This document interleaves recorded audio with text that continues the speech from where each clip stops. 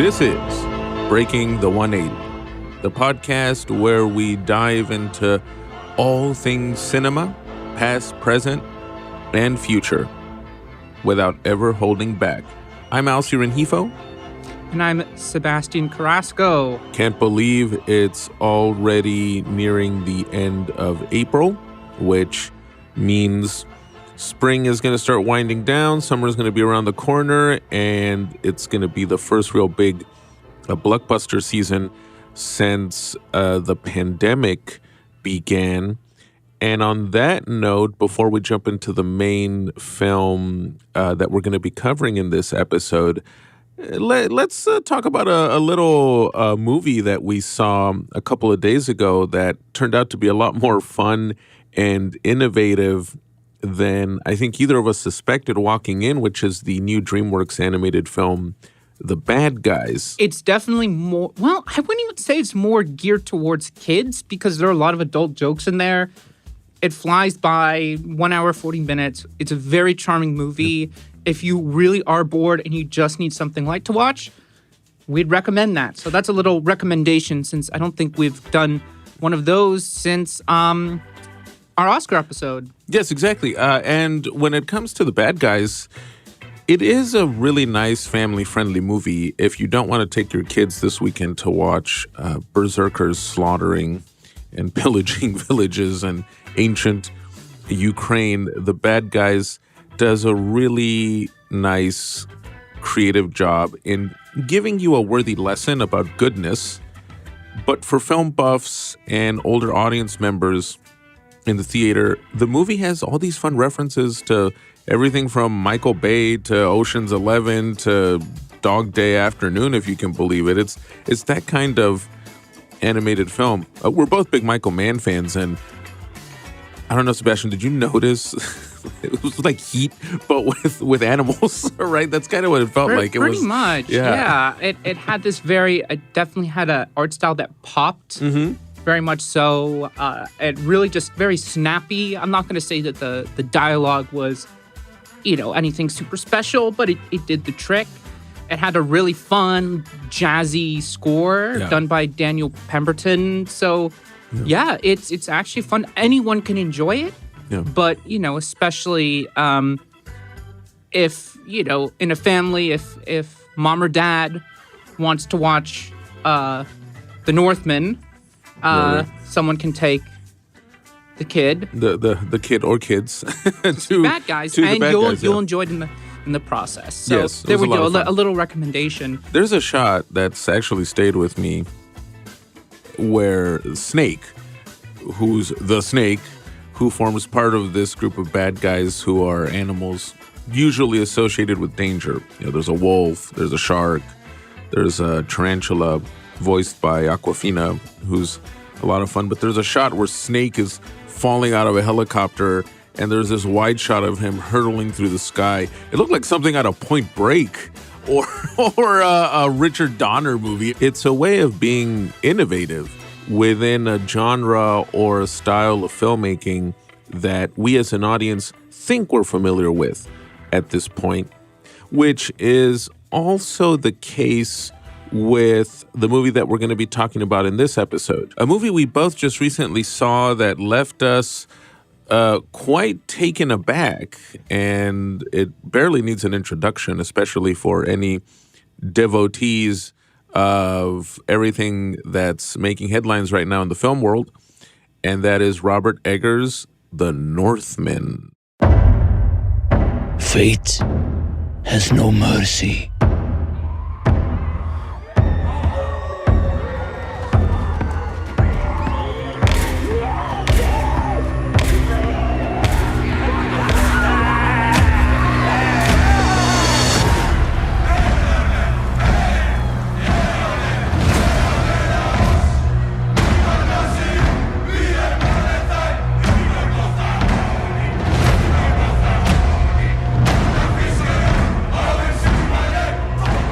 I think I can say that as of right now, this is my favorite movie of the year.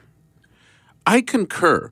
This is definitely the most dynamic and original release of the season. And without a doubt, that's why it's also proving to be divisive in a very particular way. Opinions are ranging from absolute praise for the Northman to people wondering if it's a case of overwrought detail and overemphasis on research, which I don't particularly agree with those stances, and I know Sebastian doesn't either. But it is proving to be the movie that's really being talked about, even though the box office was dominated by the bad guys. But let's go back in time now to the year 985. I think it's when the brunt of the movie takes place. Yeah. I think we should split this into just general thoughts on the film, because this is a movie you really, really should experience. Yes. Kind of cold. And then we'll really talk more in depth about, plot points and more of the intricate details a little bit later. But to start, I think the most interesting thing about this film is the reaction to it. Mm-hmm. I wouldn't say people hate it, but part of it goes to how it was marketed. I've seen the posters around Los Angeles. It looks like Focus Features really wanted to pump this out as if it was like a Marvel movie, like a mainstream movie, and put all this advertising money into it. Thing, yeah. They release trailers that have all the intense action and stuff, and there is that. In fact, that's one of the aspects that's just astounding, how those scenes are constructed. But this is one of those films that's a lot more than that. In fact, the lulls, I wouldn't even call them lulls, but say the non-physically violent berserker stereotype kind of things, it goes into this very spiritual mindsets of Viking, Norse mythology, but also identity, right? It really puts you in the shoes of how these people, these societies, really believed that their fate was given to them by a seeress, or that Odin was blessing them, or in the film, like Freyur, I think he was a god of fertility or something, or that's how it's presented, that if they did these rituals, that it would they would get benefits from them. You really, really get the sense of what it felt like for them. Yes. So I think you capture something very unique about the film there, in that the reason some audiences may be a bit thrown off is because the average quote-unquote period film that is set around this time period, and I'm thinking of past similar films like Vikings with Kirk Douglas and The 13th Warrior with Antonio Banderas, a much maligned, although I would say a bit underappreciated film from 1999. They try too hard sometimes to still make sure that the sensibilities of the story and the characters cater to our sensibilities. Eggers, who is very famous for his obsession with history and with detail, and also, and I'm going to jump in there, pagan currents. I have to say, I can't even begin to respect filmmakers that do that, and screenwriters too. I'm kind of sick and tired of, the Dean Devlins or whatever who make Braveheart and say, "Oh, the historical details don't matter because we're making, we want to make a fun, intense movie." It's like, but that's what history is. It's not that hard to get these things right. And I watch, these YouTube channels that do specialize in, they're fans of history and film, and they break down like how these things just get the most obvious things wrong, including dates and geography. And this film, one of those films I kind of got obsessed with watching interviews. It sounds like Eggers absolutely loved the material he was working with. So I have to jump in there and just say how much I appreciate that. And if you like films with historical detail and accuracy, there's a film called The Other Conquest, which does that kind of thing. It's a very different film from The Northman, but in terms of just getting those fundamentals right, well, and that's actually a great film to reference when discussing The Northman, because The Other Conquest is probably the only film similar to this in terms of how it captures the mindset and details of its time. That one is set in colonial Mexico in the 1500s, soon after the conquest of Tenochtitlan, the Aztec capital. And The Northman is part of that group of films like The Other Conquest, where you don't just sit there and watch this recreation of another period in terms of the production design, the costume design, the makeup, which are impressive. But what Eggers does is he completely conjures the mindset of this society. When it comes to Norse mythology and Viking culture, like most folk tales or folk, or I would say like most folklore, we tend to try to do what I call Disneyfy it, right? We try to massage it and adjust it, again, to our own sensibilities. That's such an excellent point. I was just thinking that right now. Eggers is going back in time, almost literally with his film, to a society that, was actually nihilistic in a sense. I remember reading a review a couple of years ago by the late and great Ursula K. Le Guin, the science fiction and speculative history author, who was also a great critic, and she was reviewing a book by Neil Gaiman, the comic book / novelist writer. He wrote a collection of the Norse myths, where he reinterpreted them as a easily digestible a set of narratives that you could probably read to your kid before they go to sleep at night. And Le Guin made a very interesting point in that review where she says, and it's in The Guardian, by the way, if anyone wants to look it up. And Le Guin makes the point saying, why are we trying so hard to water down Norse culture when we should take it for what it was? It was literally a warrior society that based its mentality on this idea that the end that you would seek is to die heroically and ride off into Valhalla with a Valkyrie. However, here's the other thing about that.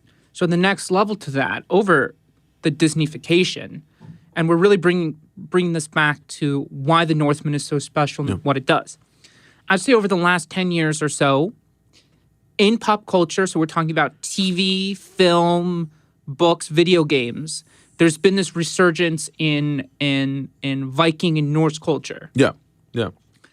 And Thor how it's and Marvel. Right. Games like, Assassin's Creed, Valhalla, the show Vikings, right? All this stuff, or games that are inspired, or films that are inspired by aspects of Norse culture. And they touch upon the warrior society. Yes, of course, they raided settlements, and they did for the, glory of Valhalla, and they had these special relationships with their deities. But they don't really touch on what that violence actually was. Right. And the real impact of what the Vikings were doing. Right? Oh, they set up these settlements in Ireland and England and all that. And they also, took slaves captive and traded slaves. Well, and slaughtered a lot of the communities that would sometimes come across. There was a prayer in the period by, I think it was a monastery in the coast of Italy, where the monks famously had a prayer that said, "Dear Lord, protect us from the Northmen," because whenever they arrived, it wasn't pretty. Now, of course, one could say this about the ancient world and even our time. There's just getting a good picture. Yeah. Yes, the sense of brotherhood and all that stuff was true, but what happens in pop culture is it only focuses on that, right? You kind of sanitize the concept of the warrior culture or outright just get the history wrong. Yeah, and Eggers captures perfectly in his screenplay how this is... the complex dynamic. And it's a particular pagan world. Christianity as a belief system is a mere shadow. It's barely hinted at here and there. It hasn't really penetrated the Norse society. Although close. It is close, because if this film takes place 985... please correct me if I'm wrong, it's around the year 1000, at least in Iceland, that they vote to adopt Christianity. So it's really... Yes, a couple of decades. It's very close. So, which he kind of hints at in the dialogue, right? And one scene in particular we'll get to later. But the reason we're kind of going over this stuff is because what Eggers does is remarkable. Yes. He as you said, he puts you in the mindset of this culture. Yeah, they do bad things. Really violent, brutal, horrible things. Right? But as you do see in the beginning of the film, they do have this intense sense of bond and fraternity. Family and loyalty.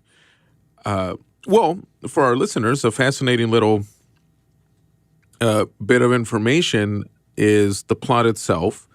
The main character is this Norseman named Amleth, played by Alexander Skarsgård. And if the name sounds a little familiar, it's because this is the Nordic tale that also inspired a little piece of theater called Hamlet by William Shakespeare. And this tale, which itself was based on the writings of Saxo Grammaticus. Yes. Exactly. So it's a whole lineage of storytelling that Eggers is tapping into here. And the plot starts with a King Arvindil, a war raven played by Ethan Hawke, who returns to his kingdom on the Irish coast. And a betrayal happens where he's murdered.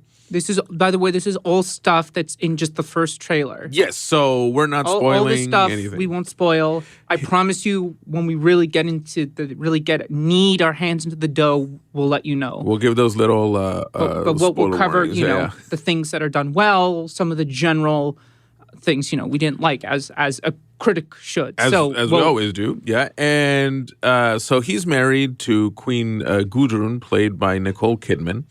And which we will talk about that scene with her later. Oh, later, yes. One of the best scenes in the film. She's so good. I'll just say that right now, that she's fantastic. And Amleth, the son, flees after his father is overthrown, and we catch up with him a few years later.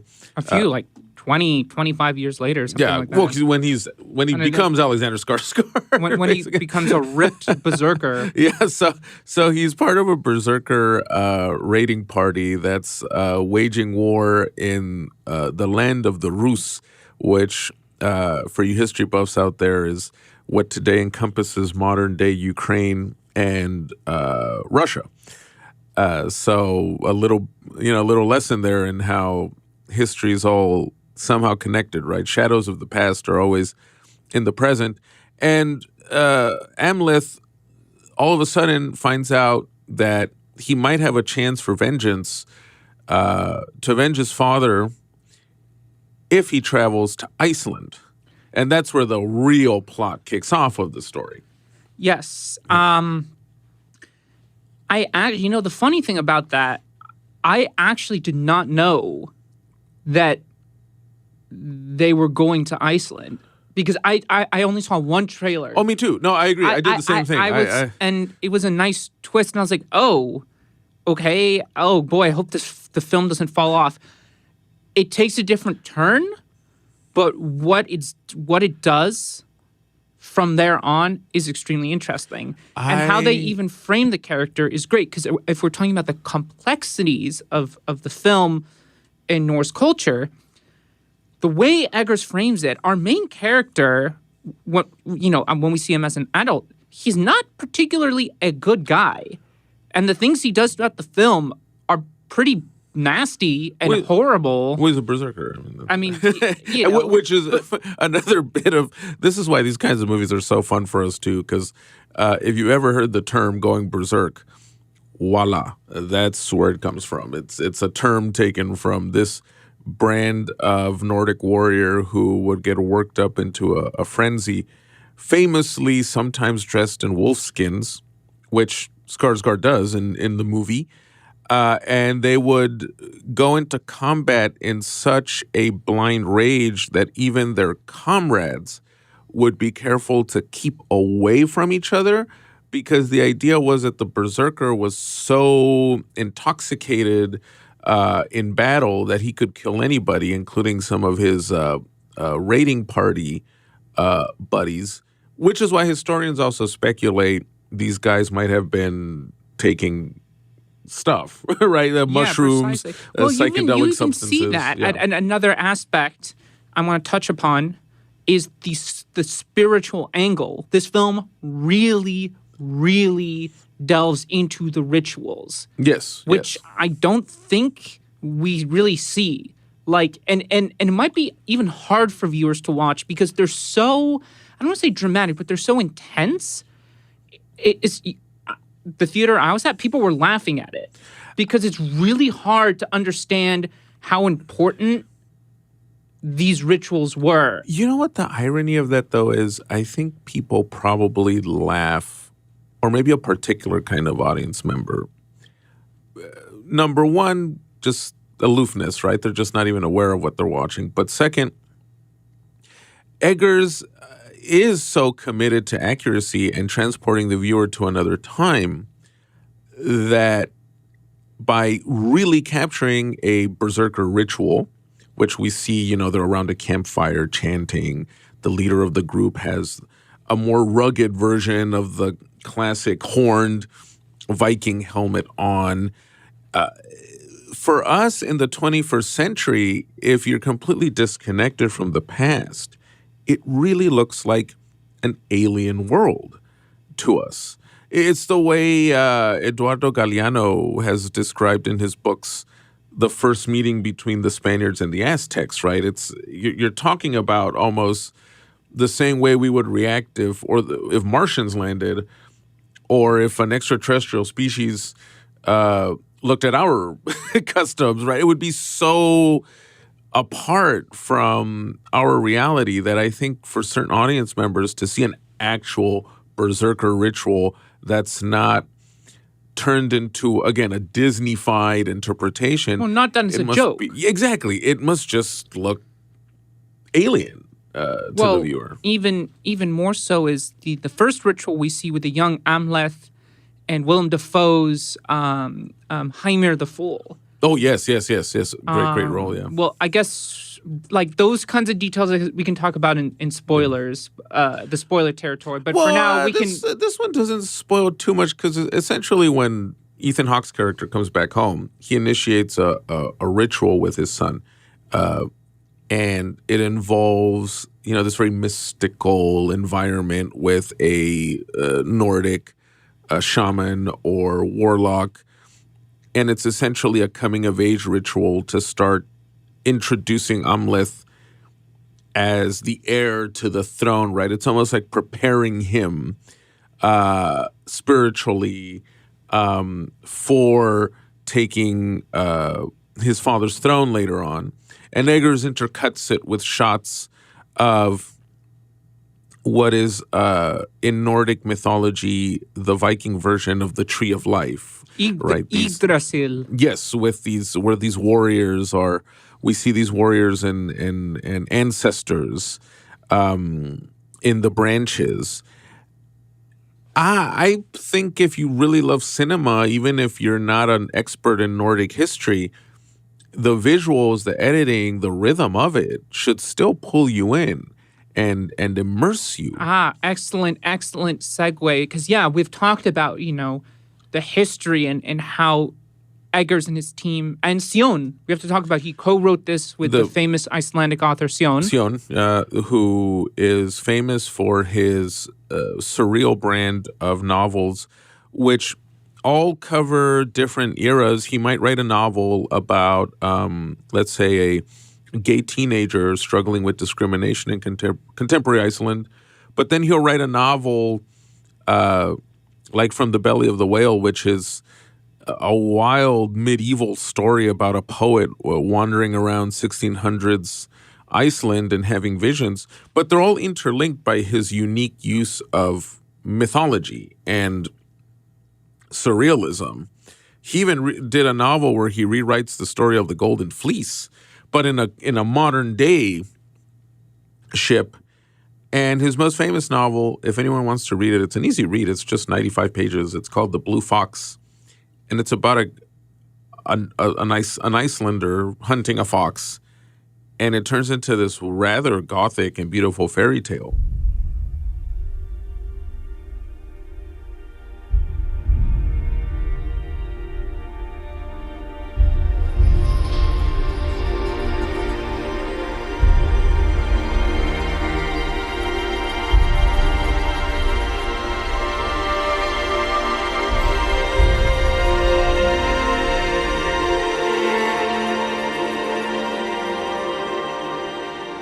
And we mention him because the Northman is stark, brutal, direct, but also very eloquent, wouldn't you say? I mean, it is very literary in a way. Absolutely. The best way I can describe it, it's if we are watching a Viking saga or Edda come to life. Yes. Because and it's spoken in the language of the poetic Edda. Even even though they're speaking in a sort of old English, the tone of the language is something very akin to the classic Nordic poets, who are not necessarily flowery.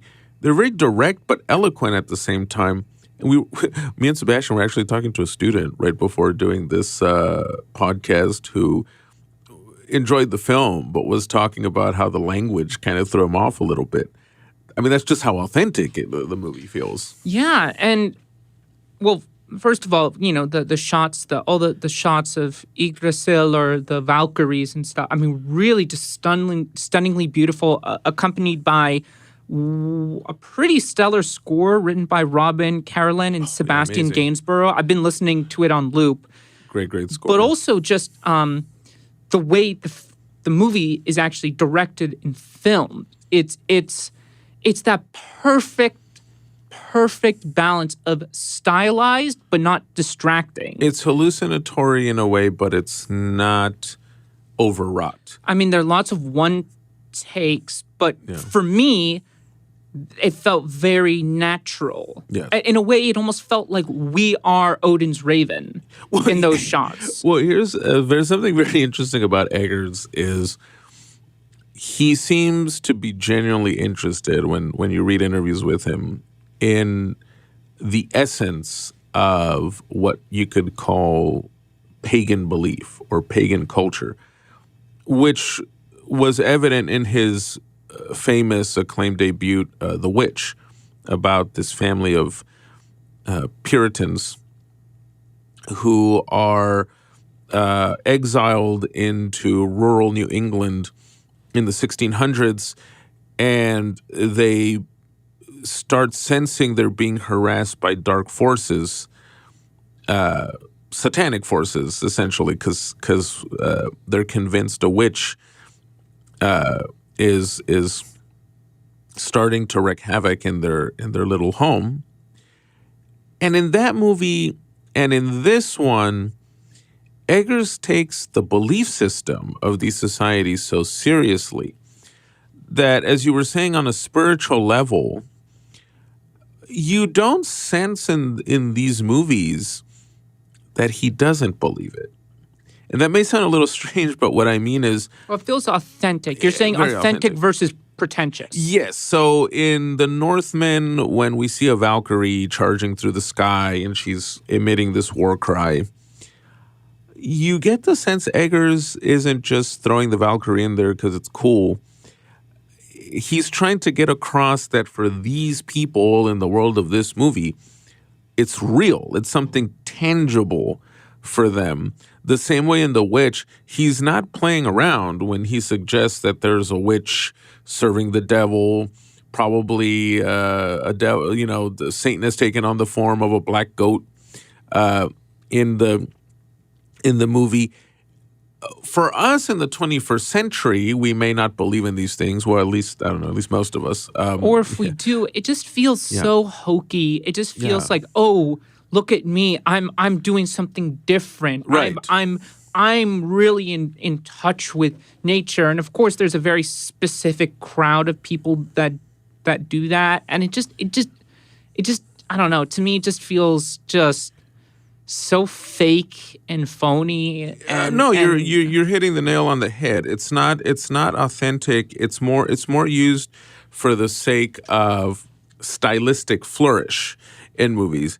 Eggers seriously wants to bring out how, for his characters, the idea of a witch, the idea of Odin, the idea of Valkyries is just as real and vivid for them, and their cosmology, the cosmology of their world, as Jesus Christ is for a Baptist in Kansas. Yeah, it's what shapes their world. It's what shapes their mindset and their view of everything. Well, particularly dying in battle. Yes. Not dying in battle, you will not go to Valhalla, as they said, which is like the ultimate, loser thing in their culture. I'm so tempted to just talk about everything in the ending. I'll hold my tongue. But the reason the ending happens the way it does between our protagonist and antagonist is specifically because they both believe that they have to confront each other in the manner that they do so they can both be admitted. Yes, it's not just a macho thing. It's the... Well, it's a little bit of macho thing, too. Well, of course. I mean, you can't have a Viking movie without a little bit of macho. There's actually a great story I read recently, and Middle East Eye, great website. Middle East Eye had this article about Viking incursions into Eastern Europe and into the Ottoman Empire, and how... Well, not the Ottoman Empire, the Caliphate, the original Islamic Caliphate, and how the Caliphate would send these emissaries into the land of the Rus, as it's also described in the movie, trying to make inquiries to see if the Northmen would convert to Islam, if they would be interested in converting to this, to this faith that was, becoming a big deal at the time. And a Nordic king famously tells a Muslim ambassador, "Oh, well, it's not going to happen." And the Muslim ambassador goes, "Well, what do you mean? Why wouldn't you accept Islam?" And the Nordic king goes, "Because you guys don't drink, and drinking is the joy of the Northmen." So that's the society. And I get the sense if Eggers reads that, he gets it, right? It's not just a joke, for him. It's like he gets that, where the guy saying that is coming from. Also, a fun little historical fact, I don't want to derail it too much, but during the Byzantine Empire, the emperor, the king, right, would actually had a special elite forces guarding him called the Varangians. And the Varangians were actually Vikings because they knew in Constantinople, in Byzantine era, they knew that they were no match for them. Right. So why don't we just pay them in gold and drink and to protect us from themselves? So just fun little. And this is why history makes for such great cinema. I mean, where else do you get details like that?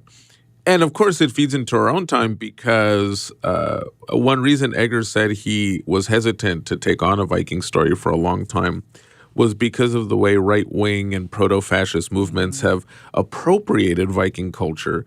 And there's actually fascist clubs in Europe and even in little pockets of the U.S. where they like to give themselves names like the Varangians. Like that's kind of, they've appropriated this violent but also romanticized eschatology or imagery for their own Sorry use. to keep going this way, but another fun fact or historical tidbit is during the Nazi occupation of Europe, it might have been Norway. I know Hitler had a special division. Oh yes, yeah. That wanted to like douse themselves in Viking iconography, like a whole unit that was led by some guy. I mean, it's... Well, Heinrich Himmler had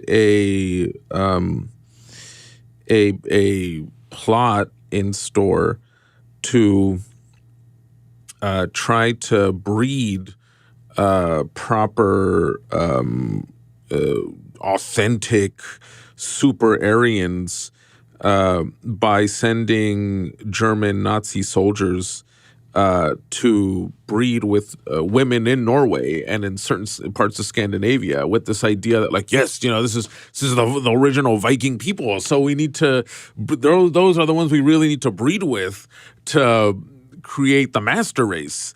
And that may sound crazy, but fascism tends to be insane. It tends to be nuts.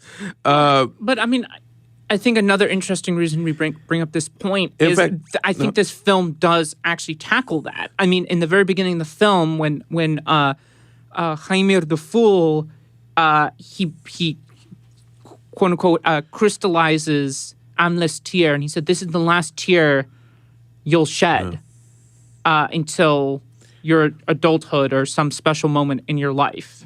Right? Well, he's taking away that power, or at least the way I interpret it, he's taking away that power, of that kind of emotion, that kind of sensitivity, right? That's not what a man does in this society. We're strong and brave, and we don't let our tears overcome us. Well, there's a famous quote by Heinrich Heine, who is considered one of the great 19th century German authors and poets. And he was also Jewish, and he wrote an essay about Christianity in Germany that has a quote that's often cited. And it makes sense with what we're talking about here because he wrote this 196 years before World War II and what eventually happened in Europe. And what he references is fascinating and very, very relevant. Heine said, "Christianity, and this is its greatest merit, has somewhat mitigated that brutal Germanic love of war, but it could not destroy it. Should that subduing talisman, the cross, be shattered, the frenzied madness of the ancient warriors, that insane berserk rage of which Nordic bards have spoken and sung so often, will once more burst into flame. This talisman is fragile, and the day will come when it will collapse miserably. Then the ancient stony gods will rise from the forgotten debris and rub the dust of 1,000 years from their eyes. And finally Thor, with his giant hammer, will jump up and smash the Gothic cathedrals. Do not smile at my advice, the advice of a dreamer who warns you against Kantians, Fichteans, and philosophers of nature. German thunder is of true Germanic character. It is not very nimble, but rumbles along ponderously. Yet it will come, and you will hear a crashing as has never before been heard in the world's history. Then you will know that the German thunderbolt has fallen at last. At that uproar, the eagles of the air will drop dead, and the lions in the remotest deserts of Africa will hide in their royal dens. A play will be performed in Germany, which will make the French Revolution look like an innocent ideal." So that's Hein warning that if we ever tap culturally back into that authentic Viking Nordic spirit, it's potent and uncontrollable, right? And he cites the berserker rage there. Again, I think when Eggers reads that, he probably gets it totally, and you see that in this film. Yeah, and then I guess kind of moving on to the next, obviously a film. You need actors for a film, yes, and our main star is Alexander Skarsgård, who gives quite a raw. Yeah, he here. Really is possessed in the film. Almost, I mean, I think it's kind of what Leonardo DiCaprio might have thought he was doing in The Revenant. Like this man, you can feel like the stares. Like you feel like he will snap your neck. When he doesn't have to eat raw fish. That's true. Either in the movie. Now, interesting little bit of movie trivia, which we were talking about before doing this podcast. It's funny you mentioned DiCaprio because Mel Gibson's original plan after Apocalypto back in 2006 was to make a Viking epic in Old Norse with DiCaprio as in the lead, which of course never happened because of Mel's particular sensibilities. Yes, and public relations issues. But it's great Eggers got to do it because he works with Skarsgård, and Skarsgård is absolutely becomes this person and absolutely just gives off, he gives off this force of nature vibe. He's this uncontrollable hurricane when he becomes enraged, but he's also not without sensitivity. And you sense that in his scenes with Anya Taylor-Joy, who plays Olga, who's a slave that he comes close to in his quest for revenge. And it's not a lovey-dovey Hollywood kind of romance. It's a different kind of, I guess you could say, tenderness or sensitivity that builds between the two of them in a society based on brute strength. So I've been thinking about that in the film. It really didn't work for me. That whole subplot, it just didn't make sense to me. Why like she hints that she knows that he was one of the guys who came and killed everyone in her village, and then they are on a rocky boat, and then suddenly they just like develop this extreme attachment. And then from there, it just blossoms. Yeah, it's not super traditional, but to me, that I was really iffy on. Well, I think I agree in that her character is the weakest in the film. I think because Eggers was also, for a movie that's so against the norm in terms of popcorn entertainment, I still think that's where he kind of fell a little bit in the trap of feeling that the movie needed some kind of conventional romance. How are people gonna know that this Viking who brutally murders people, we can relate to him? And I get that, but it's just too many movies do that. Yeah. Someone who's not a traditional protagonist ends up falling for someone, and it's just I do like the fact she is involved in aspects of the revenge plot. That's good. She's not just sidelined. Right. But then he makes a choice in the last act of the film based around her that I was just like, why though? I think it's just, again, that as much as the film defies a lot of mainstream norms, there's always that trap of, okay, but you need something that the audience will, feel gushy or good about. I read a couple of reviews out there, for example, where even with this plot line in the story, I still read a couple of reviews out there in comments by commentators who were turned off by the film's brutal attitude, right? Oh well, these guys. I mean, they're so vicious and it's hard to relate to them. They're just so about the forging ahead and the strength and yada yada. That's the point. Yeah. That's the point. And just before we touch on that relationship and the character beats and why it didn't work, I will say, yeah, there is brutal violence because that's if you get hit with an axe, what do you think is going to happen? However, it's not constant in the film, right? It's not like Saw or Hostel, where it's just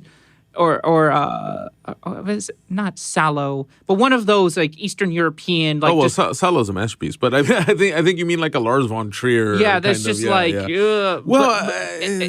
there are moments that serve the story, and in fact, work into this complex relationship of this guy, right? Why he does defy the tropes of a protagonist, which leans back into why, I don't know if it was Eggers, maybe he just wanted to work with Anya Taylor-Joy again or something, but it just, not forced, but it just felt so did not mesh with the rest of the story. It's tagged on. And again, the only value I really found in that story with her, in that story angle with her, was that it gives a little more room for Amleth to show off his more sensitive side, as if to say, okay, he's not just a mindless berserker. But you do see that when he taps into his spiritual side, that fantastic scene when he needs to retrieve a sword. I mean, I think one of my favorite scenes in the film,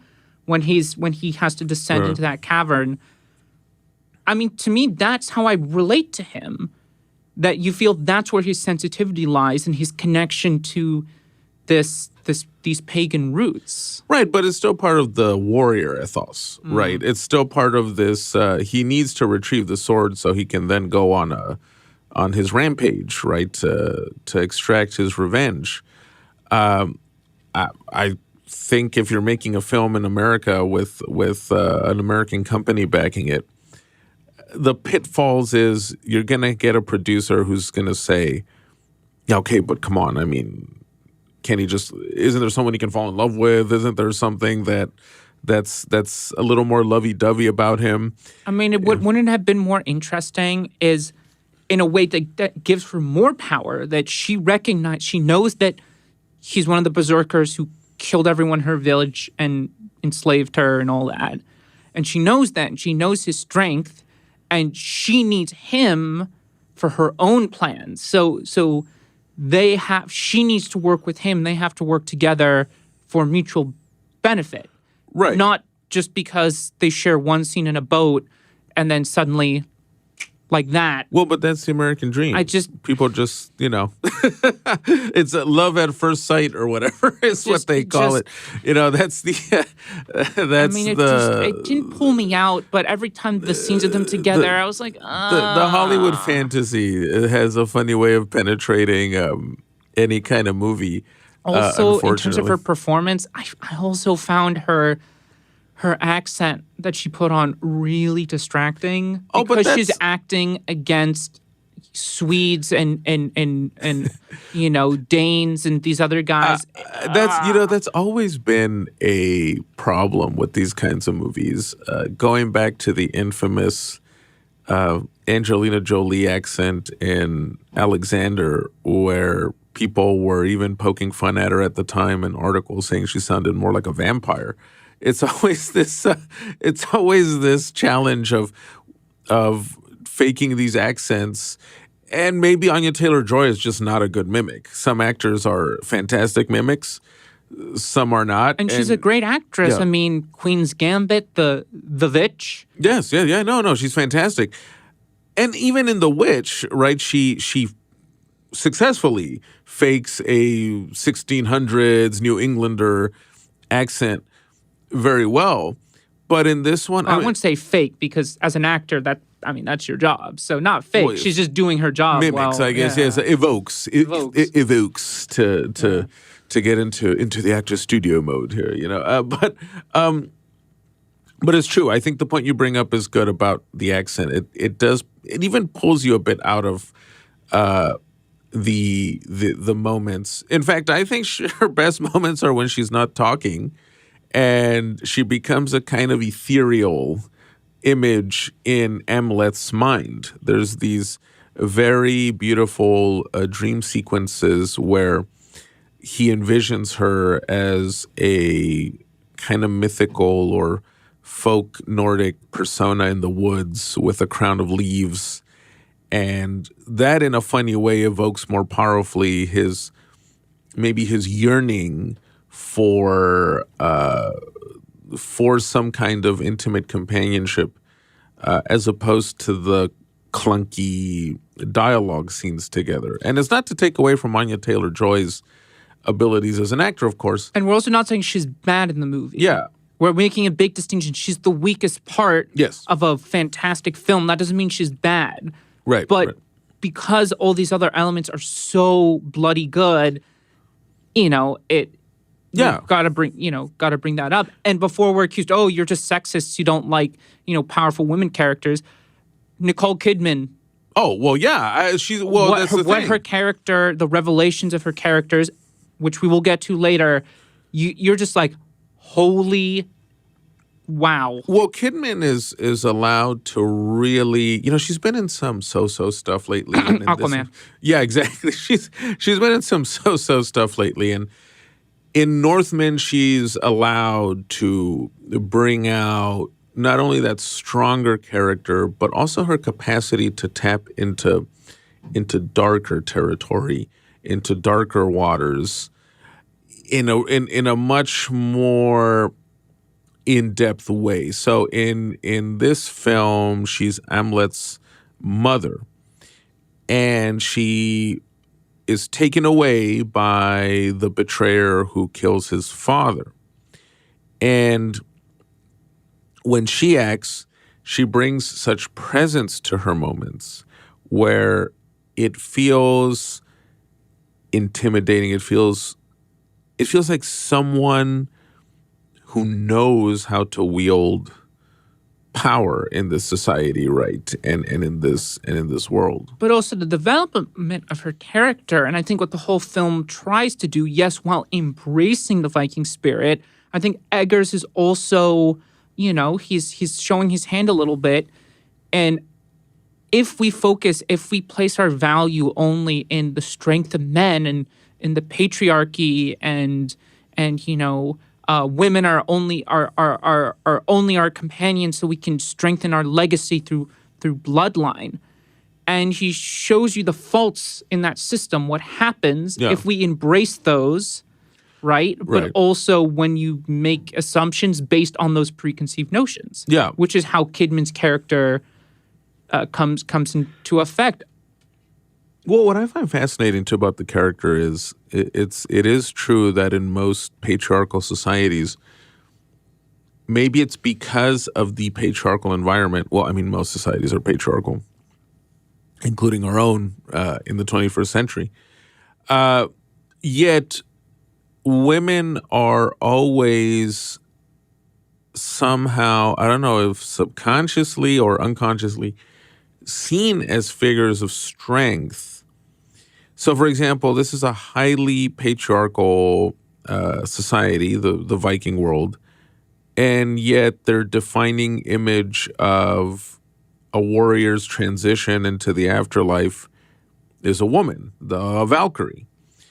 And the irony of that is that in the world of the living, someone like Nicole Kidman's character has to then find their own way to assert their position. No spoilers yet. Yes. We're getting very close. Yeah. The reason more than even something like Watchmen, which you should still watch, this is such an experience as a film. Even if you don't resonate with it, you really, really should go in.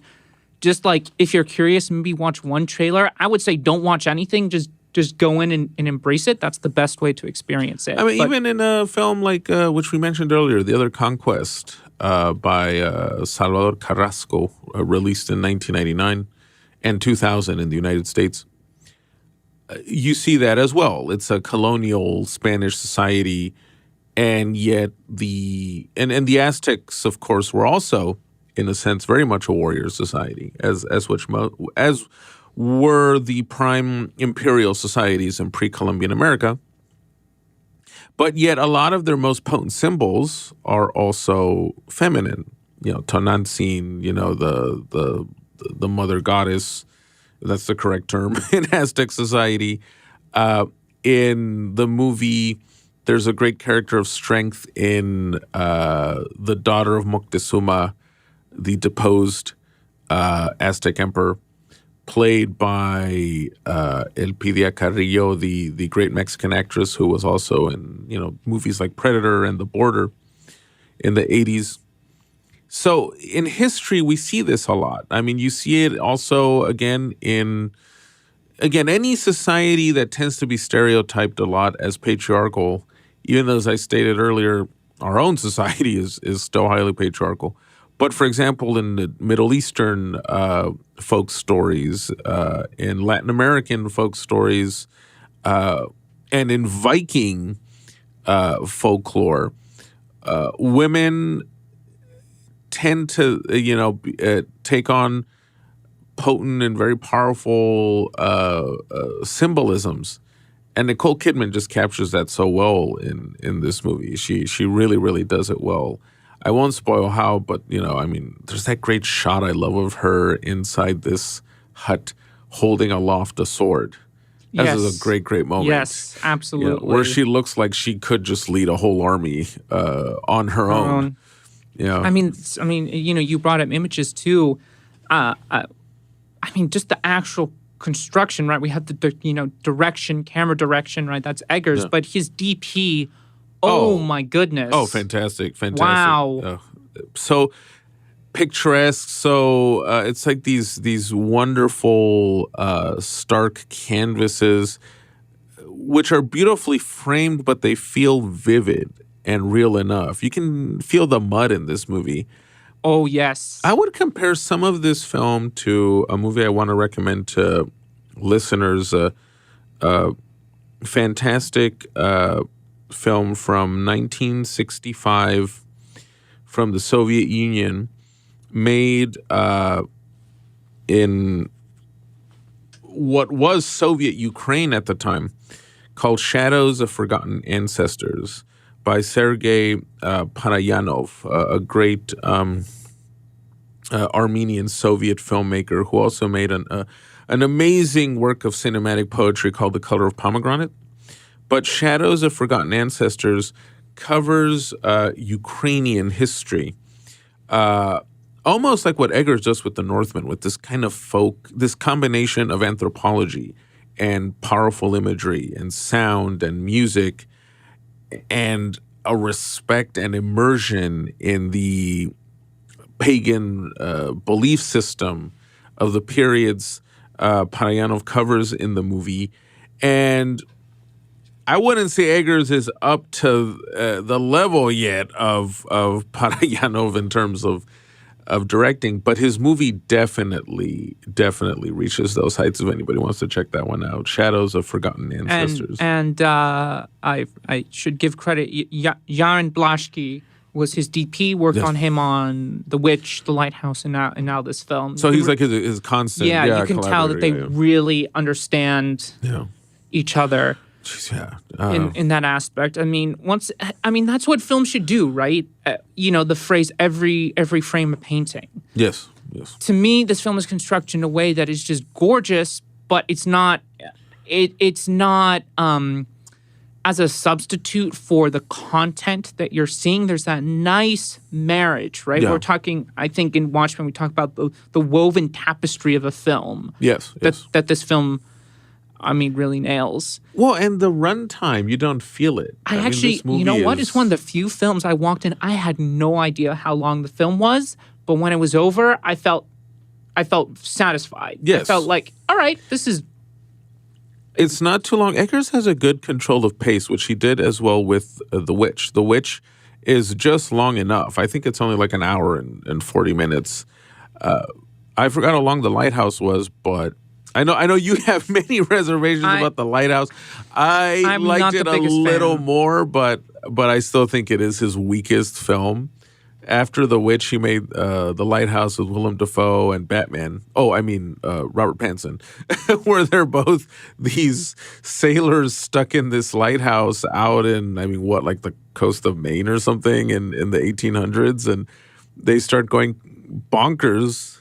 They start going berserk in the lighthouse with hallucinations, hunger. They start seeing mermaids. I think copulating with a mermaid at one point. Let's just say I didn't quite buy what he was selling. It was a weird stream of consciousness experiment that just didn't know what it was. Which is why coming into this, I'm so happy that he absolutely nailed it with this one. Yeah. This feels like a more structured narrative. It's an actual story that then utilizes dreamlike imagery and a feverish tone, but without going off the rails, basically. Yeah, it's controlled madness. It's controlled energy, which you should do, right? If you're going to have these crazy berserker battles, there's a great scene where people literally trip balls on mushrooms, because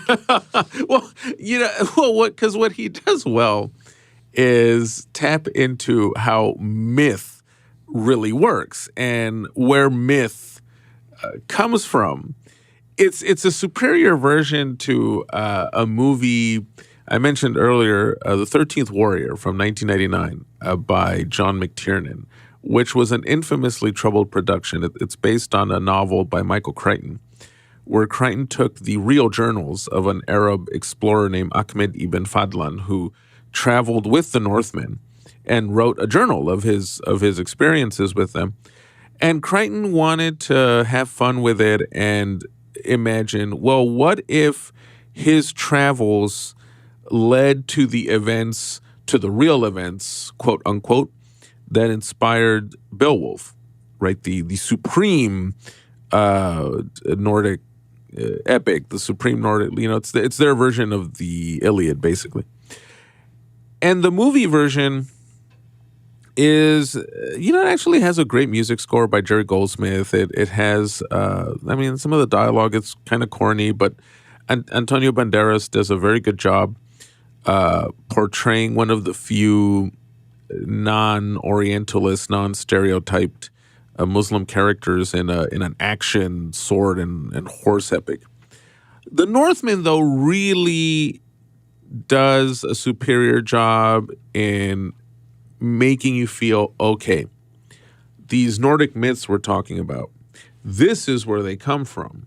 Or, wow, no wonder Shakespeare came across this legend and was inspired to write Hamlet. So Eggers is making a film that feels like it could have happened, but at the same time it has this mythic quality, almost the way we recount a great story and embellish it a little bit when we repeat it. It's as if we are not hallucinating, but we're reading these sagas and eddas, and we're getting the third eye. Yeah. And it's come to life in that way. Exactly. Absolutely. We recommend it so far. It is my favorite film of the year. I know there's still a lot of year left to go. Go rock out with some more Viking movies if you like this one. And if you need to get pumped up, definitely listen to the soundtrack. It's on Spotify. Mm-hmm. It's incredible. I think Eggers even insisted that the instruments they used, most of the instruments were also period accurate. So using like hurdy-gurdies and stuff, which fantastic. I mean, that's great. So definitely go see it. They use hurdy-gurdies. You know what? But it's almost, he's almost doing with the score what this conductor, was it John Elliott Gardner does, right? They use period instruments to play, Beethoven's Ninth Symphonies or Bach's cantatas, but they use the actual period. They have plenty of societies that do that. So really definitely go check it out. It's not going to be for everyone, but I definitely feel like it's something that needs to be experienced. So go see it. Even if it's not your thing, try it out. Give it a try. You know what? Go in with an open mind. It's a kind of genre that's been tried so many times, and some directors do some interesting stuff with it. Like I'm thinking of Nicholas Winding Refn's Valhalla Rising with Mads Mikkelsen, which completely feels like some stream of consciousness trip. But even then, he's trying to make it accessible to contemporary audiences by having Mads Mikkelsen's Viking crash land in what is America today. And he comes across Native Americans, and which is interesting. It's an interesting theme. But with Eggers, I'll say before we go, I really felt... Into spoilers. Yeah, I really felt like we are transported out of the theater into another time and place, into another world, basically. Yeah. So go out and see it. After you see it, come back for part 2. For those who have already seen it, let's get into spoilers.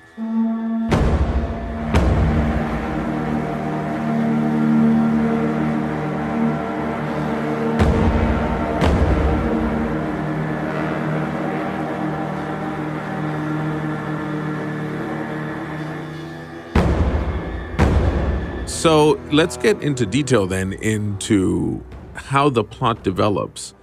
And before getting into the real major developments, I want to add that another really crafty thing Eggers does in the film, along with his great production design and cinematography team, is the movie actually, for viewers, for listeners, it might be a little squeamish.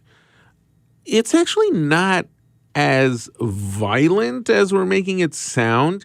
It's just that Eggers is so good at bringing up a particular level of energy in the filmmaking. It just pulls you in with such a visceral force. You think you're watching more violence than what's actually on screen. Well, it's very successful, right? Yes. And more than that, impactful. What you're seeing, it's not only creatively done, but the imagery itself is so striking and unlike stuff we're used to seeing that it lingers. And then after he shows you something crazy, then he calms down a little bit. That's called good pacing and good editing. It's not so since we're in spoilers, there's a scene where Amleth comes back at night and just starts killing everybody. And there's a shot where one of Fjolnir's guards is coming to a building, and he bursts into the building. I don't know if he's trying to find Olga. I don't quite remember. And literally his guts just fall out. Yeah. He's just holding. And it holds. You get the shot of him. It's disgusting. But after 2 seconds, then he moves on to the next thing. Or that shot during the first Berserker raid we see, and Amleth, leaps over this oak or this wooden wall into this town. Leaps. He climbs the with damn axe, thing with axes. God, that's impressive. And ancient times, and everybody was just so much more fit, even more than what we consider fit today, right? At least per the movies. But after he leaps over the wall and starts rampaging through this village in the land of Rus, he knocks over a guy, one of his opponents, and just starts chewing on his face, right, before howling like a wolf, which I guess is part of the Berserker style, right? You're supposed to howl and snarl. But you don't see it, right? Eggers, it's not like he just keeps the camera in an exploitative fashion on the carnage. The point of that moment is to simply convey the sheer ferocity of Amleth's world. So it's not gratuitous, even though it sounds graphic. Well, gratuitous means when you linger on it and you keep showing similar stuff, like Hostel or Saw. That's just gratuitous. Yeah, exactly. And I'm sure their defenders will say, "Oh, that's the point of the movie." No. Well, it's what the sickos who produce those movies. That's what they want. Well, to see. it's exploitative. It's exploitative. That's a whole other subject. There's a infamous Serbian film that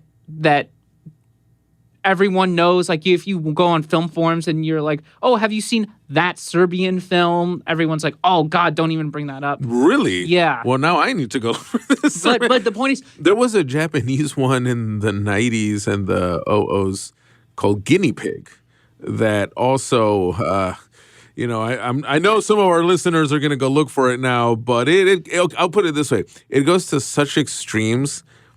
I think it was Sean Penn. Was it Sean Penn or Charlie Sheen? One of those two guys almost called the FBI on the filmmakers after watching it because they were so convinced what they were watching is real. And that's all I'll say about that movie. You listeners out there can go look for it. But the point we're making is it's not that, right? Yeah, exactly. And it's what we talked about in our non-spoiler review. When you see these things happen, like if you're getting hit with an axe, you're getting hit with an axe. I shouldn't have to explain that obviously you're going to be maimed and you're going to see your guts spilling out. However, Eggers, the imagery is quite striking. Yeah. But after you see a couple of those things happening, then he moves on to something else. He's simply conveying the ferocity of the times. For example, one of the shots that I just felt course throughout my whole body is when Amleth confronts. So there's like this goon. He's called Finir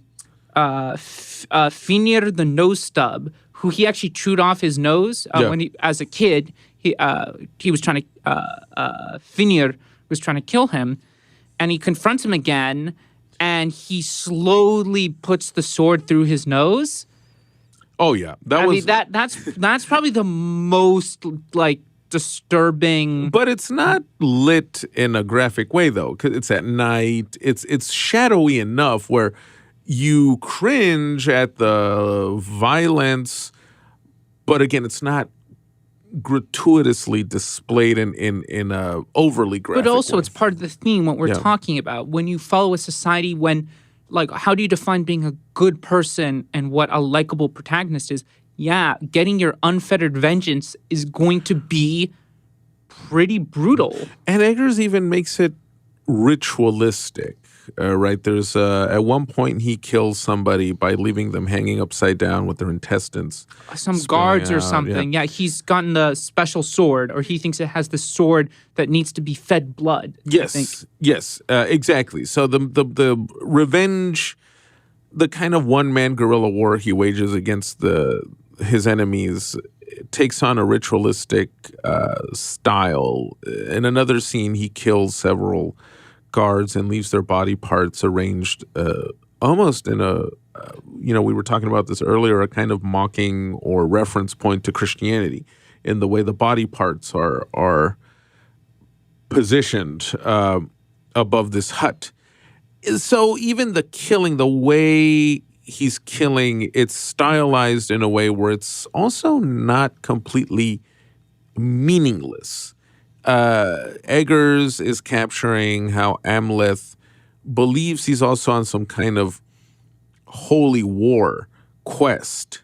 So even the way he's killing his opponents is not just slashing and cutting or whatever.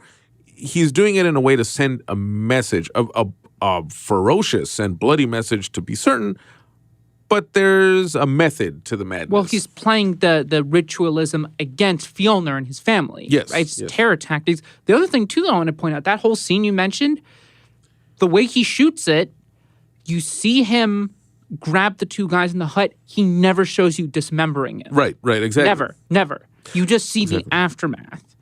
And a film, actually, I saw recently, because I like the director, he made this film called Apostle that I'd never seen. Oh, yes, Netflix, And it's fine, but you want to talk about a film that just goes way overboard with its violence? I mean, to places that I think are just disturbing. Slight spoiler, there's a scene where someone gets kidnapped and you see a drill slowly go through someone's head. I'm like, what's the point of showing this? Like, we don't need to see this unfurl in that manner. Like, come on. Yeah, I think the difference is that Apostle is made as almost with the spirit of B-movie exploitation. It's morbidity for its own sake. Eggers believes, whether one agrees with him or not, I think he approaches these films like The Witch, which also had a couple of bloody moments, The Lighthouse, which, was completely bonkers. But one thing I notice in all these films of his is that he seems to be reaching for a kind of hypnotic or transcendental place in his films. So the action, the performances, the photography in The Northman, it's the same as in The Witch in that he's trying to immerse you in an environment as opposed to just shocking you or grossing you out. Now, if you're squeamish about any kind of violence or any kind of drop of fake blood, it'll probably still be a hard movie to take. But in terms of the tone and the nature of it, his approach to it is just different from your average schlocky horror film director. It makes sense, basically what we're saying. He's making a film about a Viking going on revenge, and you've seen that he's a very capable warrior, and you see what damage that does to him internally, but also obviously to this village in Iceland that is going to. So it makes sense. Yeah. And as I mentioned multiple times, it's paced well. Yeah. Right? And mythical. In the script and also how it was edited. And it's mythical. The violence has that kind of, again, that almost religious, we've been using the word spiritual tone, almost like it's an art form, because it's what defines Amleth's existence. This is how one settles scores. This is how one advances in life. This is how... Well, that's what the first ritual with Heimir the Fool, where he's eating with Ethan Hawke, his father, who plays King Orovandil War Raven, right? They are on their hands and knees and they're eating out of a bowl like dogs. Yeah. Right? Yeah. It's that rite of passage. Like for them, they think that's that spirit of the wolf man who takes care of his business with this righteous fury. And that's the way to settle it. And it's not cartoony. It's not a cartoonish take on it. They really behave and go about it as if they are absorbing this into them, the way Pentecostals speak in tongues in our own time, which is very important to understand the mindset that Eggers is setting here. And you see it completely manifest itself as well later in that scene where Amleth is on a boat with Olga, and it looks like they're going to go on their happy Hollywood ending into the sunset. They made it out. And he turns back. He can't. He cannot let go of his quest. He has to carry out the warrior code, the Nordic warriors code. Interesting you bring that up, because one of the main themes he deals with is, you'll see on the posters, conquering your fate. Yeah. So actually there's this, we didn't even bring her up, but Bjork is in the movie. She plays this seeress. There's a fantastic scene where she's giving this monologue. Yes. It's just like either a close-up or a medium just of her. It's her first film role in, I think, since Lars von Trier's Dancer in the Dark from over 22 years ago now. Basically telling him what he'll do. Yeah. He needs to make a choice between his vengeance or his family. Yeah. Yeah. And he chooses vengeance. He says he chooses both, because he goes back to save them, right? So that Fjolnir doesn't go looking for his unborn kids. He's going to have 2 kids. Oh, yes, because Olga is pregnant, yes, by the time the ending comes. That very, very well fleshed out romance. Which, it was. But she chooses still, both. Dramatically, right? yes. Which is an interesting... Although, that's another thing I'll bring up. The moment I saw them get on the boat, I was just like, but of course he's going to go back. So, and then the payoff that he's choosing both, to me, I didn't hate it, but it felt a little bit like a cop-out from actually taking a bold ending, like a bold choice. Again, I think it's Eggers still somehow falling into the little trappings of working within the Hollywood system with its expectations. In fact, he's brought up numerous times in interviews that this was the movie he's made that had the most studio oversight and producers giving notes, monitoring the edits. There was a good interview he did in The New Yorker, which was conducted just as he was having to apply notes that his producers had given him after some test screenings. So you can sense their... That was a mistake right there, was doing a test screening for this film. Like, come on. Yeah, for listeners who are wondering about this stuff, it's just part of the studio game. It's really hard. As much as we admire these auteurs and these notable directors, and Eggers, he's only made 3 movies, but he's still considered at least one of the rising stars in among American directors. Well, it's still a business, and you still have to deal with the money people and the producers and the studios, and they're thinking about making back their budgets and their profits. The budget for the Northman, for example, it's minute when you compare it to a Marvel movie or even Christopher Nolan's new this film. was like $90 million. But it's still $90 million. But the other thing I'll say is you can tell that every goddamn penny went into the production. Oh, yeah. Yeah. And what I mean by that is, of course it's going to go into the production. Well, not necessarily, because, if you have Robert Downey Jr., think about how much money's going into that, and then the visual effects that are different departments, and then the actual filmmaking. Even catering. It's just the, corporate factory. It's like, all right, just get it done so we can do the other. You can tell this, Nitram, those films, you can tell that the budget was proportioned in a very smart way.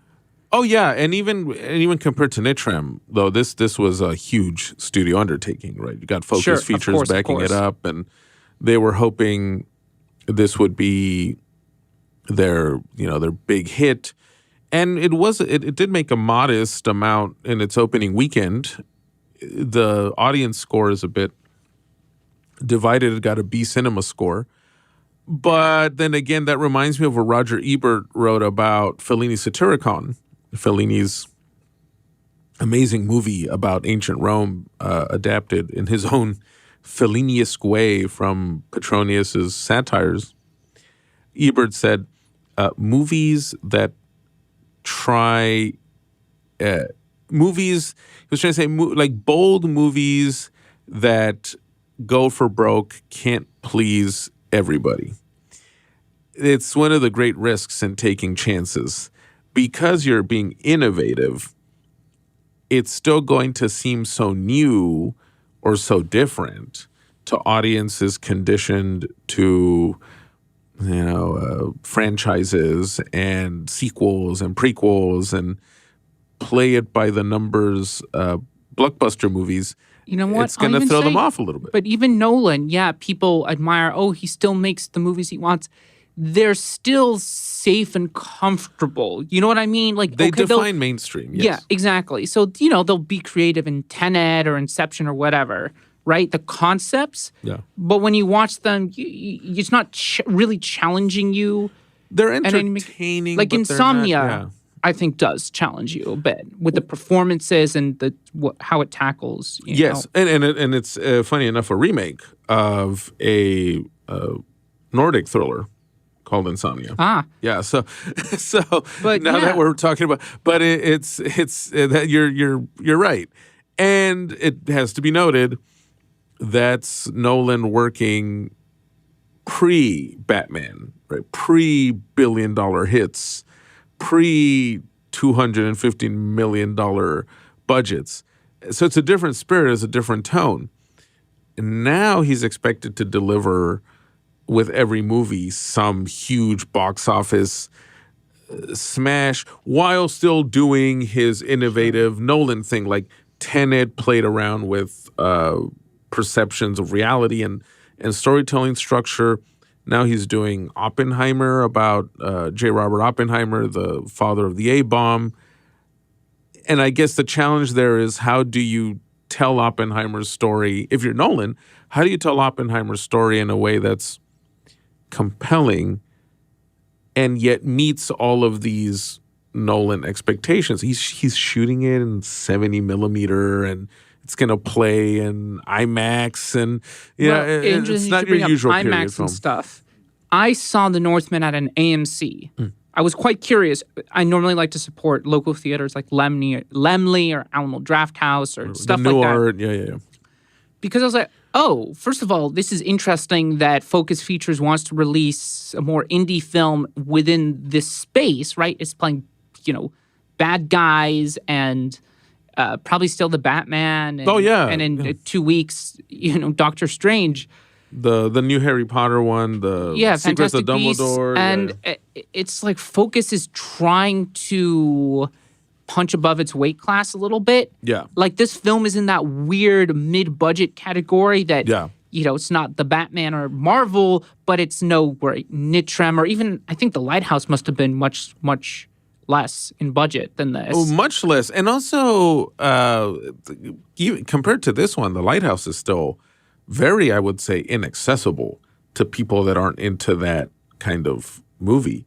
I mean, even we were thrown off by it, and we're big art house hounds who watch everything, and we were still, a bit thrown off by that movie as to what he was trying to do. This is probably his most mainstream one. I mean, The Witch is kind of an accessible horror story. Horror fans who are into, I guess, what's now called high-end horror, or I think that's what they're calling that kind of movie. Well, that also shook really people because they thought it was going to be some schlock, like Blumhouse jump scare, The Curse of La Llorona. And it comes out and people are like, wait, whoa, what is this? This is like a real movie. Yeah, exactly. Shot with images that evoke Goya's black paintings. And the ending, which, we're in spoiler territory right now with Northman, so I won't spoil too much of The Witch, but the ending is literally satanic and effective and quite beautiful in a very gothic sort of way. Well, speaking of endings, because we're still on The Northman, I brought up Nicole Kidman a few times, and I said, let's not talk about her character and how it subverts ideas of patriarchy and damsel in distress. I want to talk about one of the most memorable sequences in the film.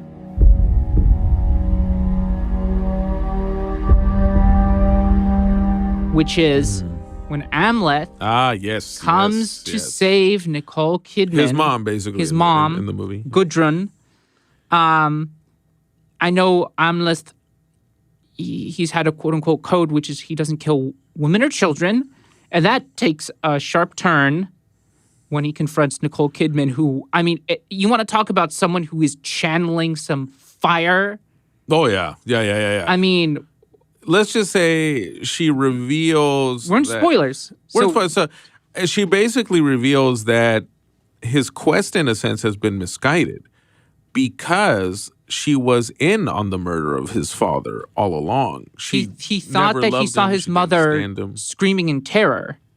When she was actually laughing. She was cackling when she was taken away. And not only that, she also reveals that she was a slave who was kidnapped by his father, which makes the presumption that he probably killed her entire village. Right, exactly.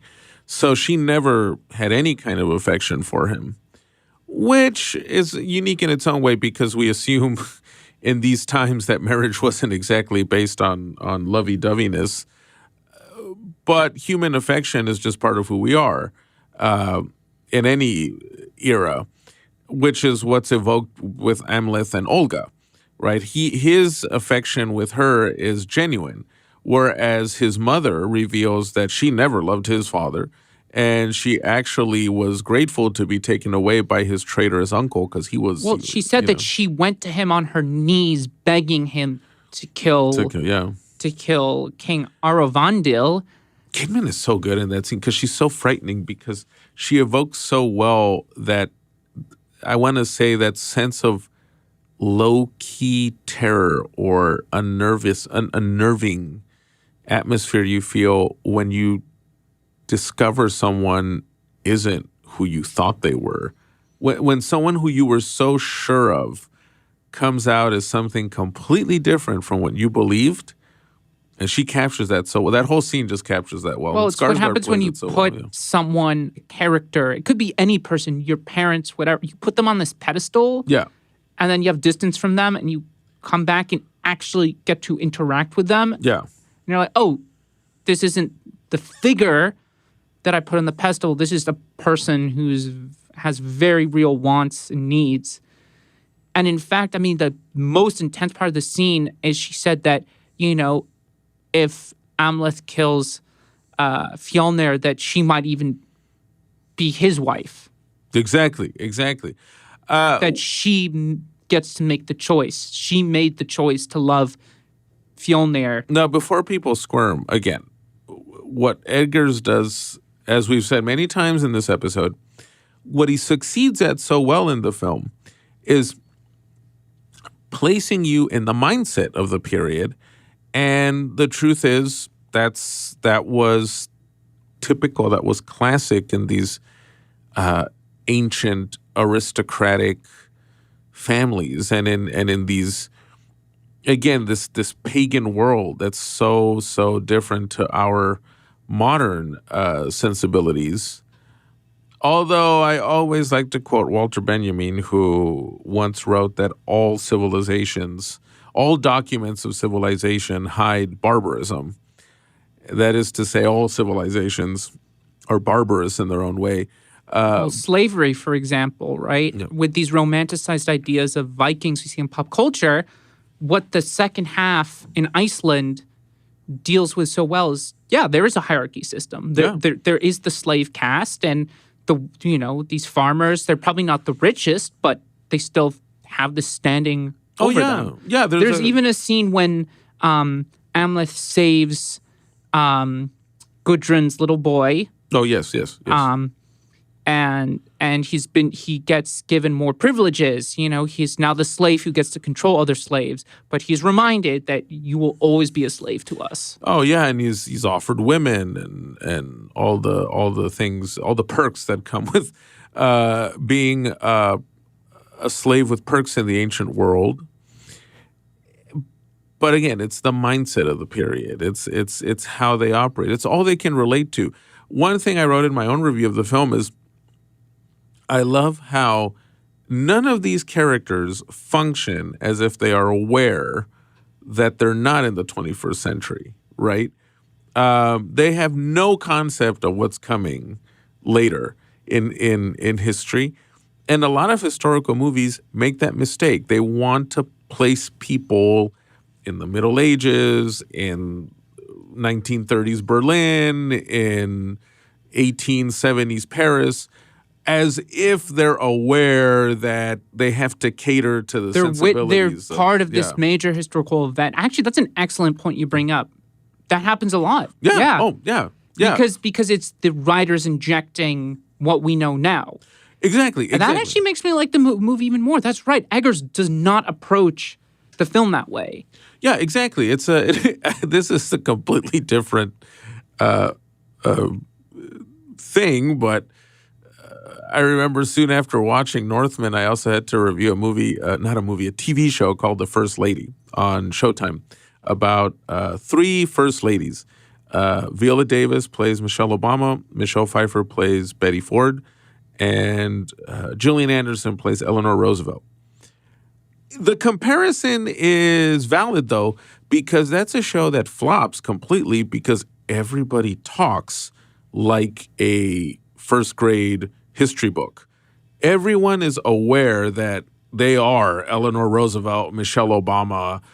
It's laughable. Like, it's really funny. You literally have a scene where Betty Ford goes, "Oh, I don't know if I should cancel this dinner with the King of Jordan." And then her assistant goes, "But Mrs. Ford, you can't cancel it. think about the dinner between Khrushchev and Eisenhower. Think of the dinner between Nixon and Brezhnev. If you ask me, it is those dinners, it's those moments that really make history, and this is your chance to make history too. And you're like, who talks like this in any kind of realistic scenario? Yeah, or there's a scene where the Obamas are watching TV and Barack Obama, played by, I forget his name, but he's sitting there with Michelle, and she's like, yeah, I'm really nervous about what we're about to start, Barack. And he's like, don't be nervous. We're going to make history. Michelle Obama has never failed a test in her life. I was like, okay, who talks like this? Like who in the world, what people in the real world, even if you're being a part of history, you're still a human being having moments of intimacy, moments of doubt, moments of fear, moments of, you might get a caffeine migraine, as I did on Sunday. So this movie, though, what I love about The Northman is you don't have none of that, any of that. Amleth never acts as if he's aware, I'm representing Viking culture. Or they don't see like a monk in passing. It's like, he might dictate the future of our tribe. It's like, come on. Exactly. Well, and no one stops by and says something crazy like, have you heard of this William the Conqueror in England? He's thinking of invading France in 10 years. I mean, they make an allusion. Actually, a moment, I don't know if you caught, the reason, the first little subversive twist, so to speak, is Amleth finds out that Fjolnir basically lost his kingdom because around that time, that's when the kingdom of Denmark was becoming a thing. Right. So he just lost all his lands. He lost all his status. Right. So Amleth has nothing to reclaim. Well, but what's interesting is when he learns about these events, they're recounted the way that today you would probably read some item on the Ukraine war, right? There's no sense of how it's going to end, where it's going to go. There's no 20-minute exposition dump with a flashback. I think it's when, so he disguises himself as a slave, first of all. Well, he learns about after the raid in the land of no, is it there or when they're on the ship? It's because of that, isn't it, that he then decides to get on the slave ship. Because he learns about it. That's right, yeah. And that's why he decides to pass himself as a slave. In a real badass scene, I gotta say, there's a couple of badass scenes where Skarsgård just like swims these channels, like an Olympic swimmer. But he's been studying the Windhoff method or something. Yeah. I mean, it's a great sequence. But the information is given to him in a few seconds. It's told very nonchalant. No one is announcing this to him as if you're supposed to then write a thesis on it tomorrow. It's just given, again, the way that somebody today probably reads some item on what's going on in Ukraine right now and relays it to somebody. Or even more interestingly, right? The rituals are never explained. Yes. You never get a 10-minute prep. Let's see. There's the one he does with his father. There's the one with the berserkers. Then there's the one to Freyur where they're yes. Then there's the one when Fjolnir's first son dies, and this is the thing that happens. So you've probably seen the image of the Viking funeral.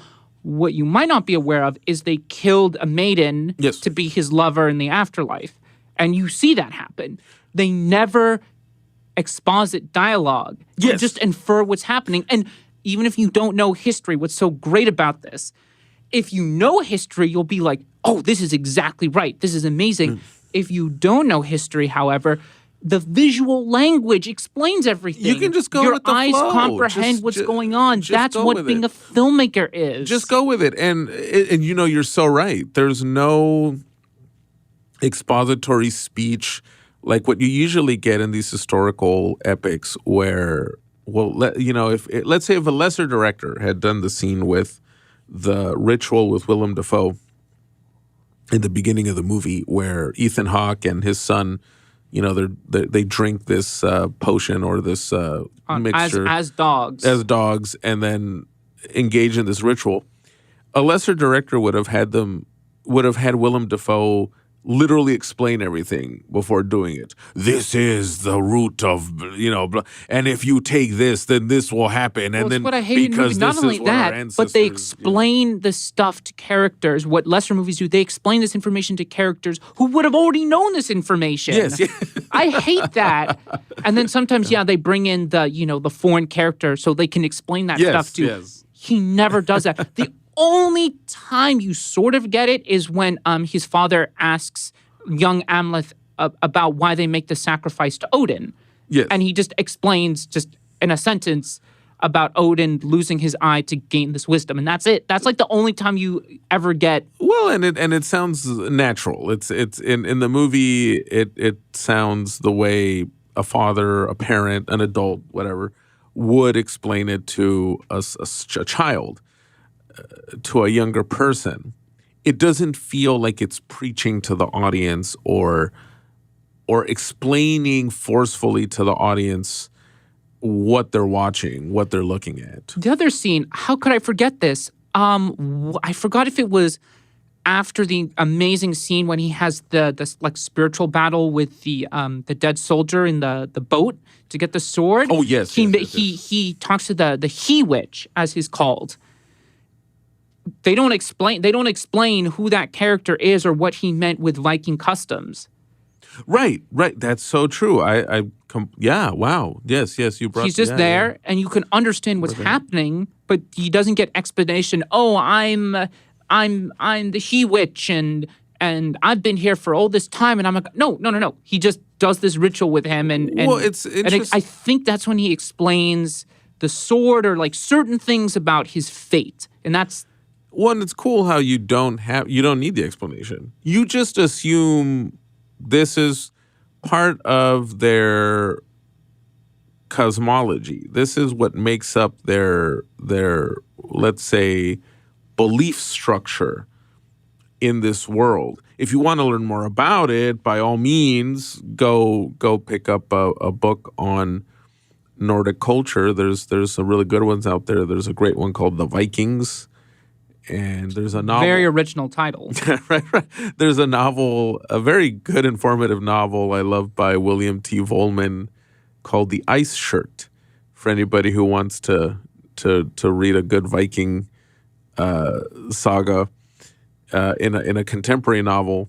By the way, you can also pick up these sagas, these collection of sagas and eddas. You can buy them. The Poetic Edda, they're available. Edda. And something we should bring up about these sagas and eddas, these are our closest written sources to Norse and Viking history. A lot of it's lost. But what we should bring up as well, these sagas and eddas were written after the year 1000. So these are recollections of times 100, 200, 300 years before to the best of their ability. And sometimes they weren't necessarily written by Norsemen, Icelandic folk, or it was after they adopted Christianity. Yes. So that's why it's the closest written source we have that really needs to be taken with a grain of salt. It's as most of the history in the pre-modern world, it trickles down to us. It's the same way with figures like Alexander the Great. All we have are the figments gathered by historians like Arrian, who wrote his history of Alexander, like 200, 300 years after the guy died. And that's only because he was lucky enough to look at the original documents left by people like Ptolemy before the library in Alexandria burned down. And it's the same thing with the Poetic Edda. And all of this Norse culture, it's just trickles down to us, and we don't even know. I mean, we're not going to get into Illuminati territory, but we don't. But now we are getting confirmations through archaeological digs and all that stuff. Yes. But going back to the film, I might have been more self-evident, but I realized that there might have been a connection between Gudrun siring children, electing to go with Fjolnir with what Olga does. Perhaps she didn't. Maybe the implication is she doesn't really love Amleth, but it's her way of reclaiming power in her own life. Olga, you mean? Yeah, Olga. Anya Taylor-Joy. Right, so when right, she right, right. leaves, she's free to move about and do what she pleases with the children as a parallel to Kidman. I mean, her reaction is quite stressed out that he's leaving, right? I mean, she even issues some kind of curse or some kind of. She recites something after he but jumps a parallel back into the water. Could be drawn. Yes. Well, I think the one parallel, with optimism, perhaps, and one who. Oh yes, I can see that. Yes, I think Nicole Kidman kind of symbolizes the woman who was forced into a particular situation because of her slavery that caused her to then make some dark choices. Whereas Olga was given a little more agency by freeing herself in collaborating with Amleth in his campaign of revenge. Terror. So where she goes, who knows? I mean, I'm guessing she's sailing towards, she'll probably end up in modern day Scandinavia or something. Or, but she'll have more freedom. What we didn't mention with the scene with Nicole Kidman is you brought it up earlier. She actually slices at him. Yeah. She actually she hurts him. She actually Oh yeah. And then he stabs her through the heart, so he kills a woman.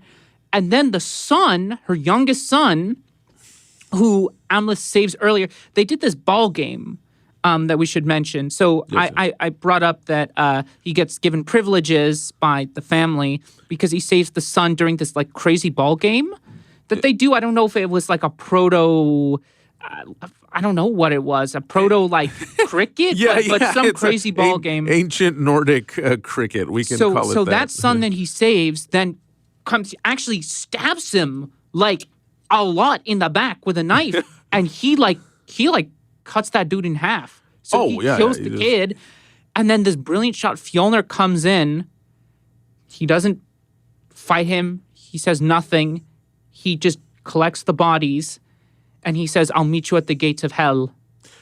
Yes, and it's a great scene that again captures the mentality. While of the time. This hut is on fire, all the escaped slaves have set everything on fire. And which little side note, I do love how the movie feels lit in accordance to how the world of these people probably looked like. Right, just a world lit only by fire is one of my favorite. That books too, on the and I Middle also Ages, want to bring up. Apparently, so they shot the Iceland stuff in Belfast, to the best of my knowledge.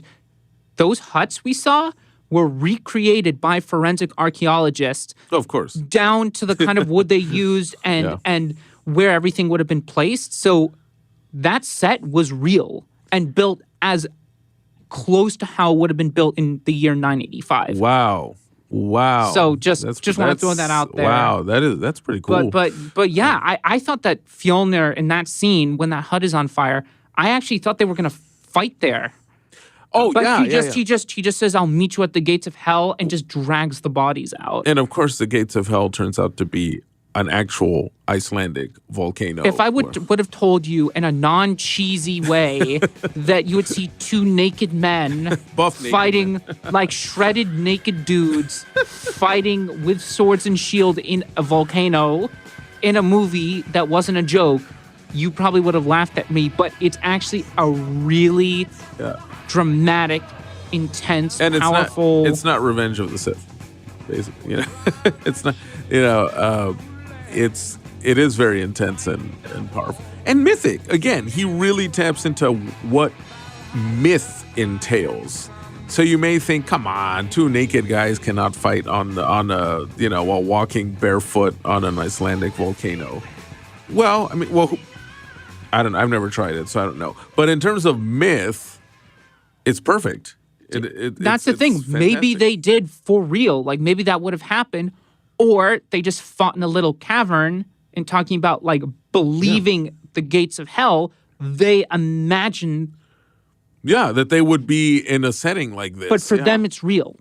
Yes, Let's stress it. All this stuff that we think is myth, for them, it's real. That's what Eggers is trying to stress. Yes. The Valkyries, Hel, Odin, Freyur.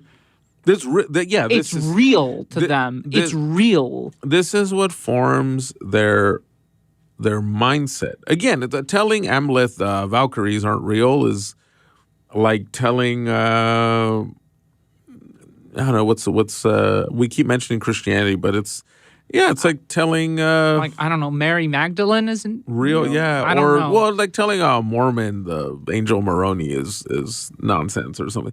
You can't do that to the characters in this movie because like a Muslim, a Christian, or even an atheist in our time, their belief system, their view of the world is structured and cemented by these systems, by these ideas, and that fuels their way of being. And it's powerful because as viewers, it brings us closer in a way to, it's something cinema does so well, which is putting us in the shoes of others. And this movie does that. It puts us in the shoes of a long gone civilization. And that's why I think Eggers was wise to dismiss these fears of, but fascists have appropriated this iconography. Well, the great mistake that nationalist and proto-fascist groups do is precisely that they distort these histories and these ideas instead of really putting themselves. I mean, the same way they refuse to put themselves in the shoes of the people they hate or dislike. They don't even put themselves in the shoes of the things that they claim to admire, right? They admire the pop iconography. Yes, which image. is not being helped with our current landscape, with how Vikings are portrayed in video games and in movies and TV shows, and I'm sure comic books too. And films like this get a slice of that. Well, it's like I'll get a little controversial, but I'll say as a Latino, it's the way sometimes Latino culture, we tend to also romanticize and fetishize our indigenous past, the Aztec, Mayan, and Inca empires, which are, again, portrayed and romanticized in the same superficial way Viking culture has been appropriated, without really making the effort of putting someone in the shoes of these societies. However, the difference is those same groups that they fetishize are still being marginalized and oppressed by the Mexican government, Guatemalan governments. They're living more living history that's being oppressed. Whereas I think with Viking culture, it's a similar idea. However, I don't think most Swedes or Nords or Danes are being systemically oppressed. Well, on the contrary, they have a fantastic social systems now in their countries and free healthcare and all that good stuff. But when it comes to, in fact, I think Iceland is even considered a great freedom of speech hub these days. But the darker irony of what you just said about Latin America is that it's true. The social order there is still oppressing the indigenous peoples of the continent while appropriating their iconography. So in a country like Peru, a country like Mexico, a country like Guatemala, they worship and celebrate in the ancient indigenous iconography, whether in monuments, even on their currency, but the actual indigenous peoples are relegated to the margins. So it's actually even worse in a way, right? Because if you're Nordic, you can say, well, I'm proud of my Viking past, but hey, I'm also proud of my healthcare system. Well, yeah, no, and it's when people just think, the horned helmet, which never happened, or they think of the Kirk Douglas version of Vikings or stuff like Asterix, which isn't Viking, but that kind of thing. Right. That version. Or Thor, really. They Thor. Well, yeah, when people hear of Asgard, now they're going to think of, and the Rainbow Bridge, Yeah, they're going to be thinking of Thor. Although I will say DC Comics, at least in the 90s, did do a decent adaptation. I have it. I have it actually. They did a decent adaptation of Wagner's Ring Cycle. So at least, yeah. So they did the Ring of the Nibelungen as a comic book, and it's a lot of fun to read. So they try. They try. they try. Even as Marvel was doing the Thor thing, and one still is with the movies. DC Comics and other comic books. I think Dark Horse also did a decent Ring Cycle adaptation. So there have been efforts, but it definitely gets plowed under by the pop misappropriation or pop distortion. Not that I'm too against it. You and I both enjoy a good Thor movie, you know. With but Thor. We're weird to know what they are. We're not saying, oh, now we know Nordic culture because we watched Kenneth Branagh's Thor, right? Chris Hemsworth, taught me all I need to know. I think it's a good launching off culture. point. Yeah. But the problem with when we want to show different perspectives of history, we see the launching off point as the destination. Even Sjons, who co-wrote the Northman screenplay, just published a novel called Red Milk, where he charts the development of an Icelandic fascist in the 50s. And some of his chapters deal with the misappropriation of Viking culture. In the novel, this fascist, once he comes of age and starts publishing his own pamphlets and right-wing magazines, he gives them names like Thor's Hammer and says that his movement will be the modern-day equivalent of the Varangian Guard and all this stuff. So even Icelanders are conscious of, or at least their authors like Sjons are conscious of the distortion of the culture, which again, hopefully the Northman, shatters with Thor's hammer. Yeah, absolutely. And I think on that note, I think we're going to close out this episode. Really, you've either already seen it and would like to engage in some verbal jousts with us, or if you haven't seen it, definitely go see it. On a big screen, please. I definitely want to see it again with a group of people that haven't seen it before. Yes, it is the kind of movie where I'll watch it once, in this case by myself, and then I just have an urge to go see it again, but then I want to share it with other people. I want to take, friends to see it. Absolutely. Are you going to see it, 192 times like that guy who broke the Guinness World Record for Spider-Man No Way Home? No, I'm good. If I had the free time, maybe, but I don't. But I do want to go see it again with you. We have mutual friends that we got to go see this with at specific spots, specific locales in LA that we want to check out for some good movie going. I want to take my sister, who we fight over this a lot because she actually does not like Robert Eggers. Full disclosure, she thinks he's overhyped, and I'm trying to convince her that this is not an overhyped movie. This one's actually worth the hype. So I got to drag her to see it. And if you check it out, please peep our socials and leave your comments at outlets like Apple Podcasts. Yeah, we'll leave our links in the description below. If you want to get in contact with us more directly, find us on Instagram at Breaking 180 Podcast. We also, a couple weeks ago, we launched our YouTube channel where we'll put shorter reactions, little fun things too, reviews, like little trips to Amoeba, perhaps, and maybe little discussions on certain facets of the industry, like much shorter that we'll film off the cuff. We celebrate physical media, so you'll even see us sometimes, hunting for good Blu-rays and DVD bargains and all that on there. Absolutely, we'll leave that stuff down below. And check out our I was going to say, I thought you were going to say check out The Other Conquest. If that's one other thing you should get, if you want to see really interesting, subversive, historically accurate, but also very poignant and resonant films, Also, check out the other conquest if you can. Or La Otra Conquista, if you wanna look it up in its original Spanish title.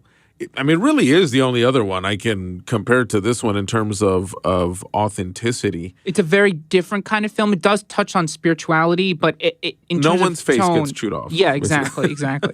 But yeah, thank you for joining us on this episode of Breaking the 180. And depending on when we release this, either the first part of our Watchmen retrospective will be released, or you'll see both parts of our Watchmen retrospective. Either way, dive into them. We will be waiting for you with our thoughts on that other highly divisive but worth discussing project. And then for the future, hopefully we'll be getting into a movie that's a little strange. Indeed, because although we're talking about a groundbreaking film in this episode, we're not above going into Marvel territory. Yeah, pretty much right on the money there, which will be another topic for some other critiques later down the line. But thank you guys for joining us again. Check out our socials, as we mentioned earlier. And we'll catch you next time. Leave your comments, leave your love, your hate. It's all about loving the movies. That's right. Till next time. Bye-bye.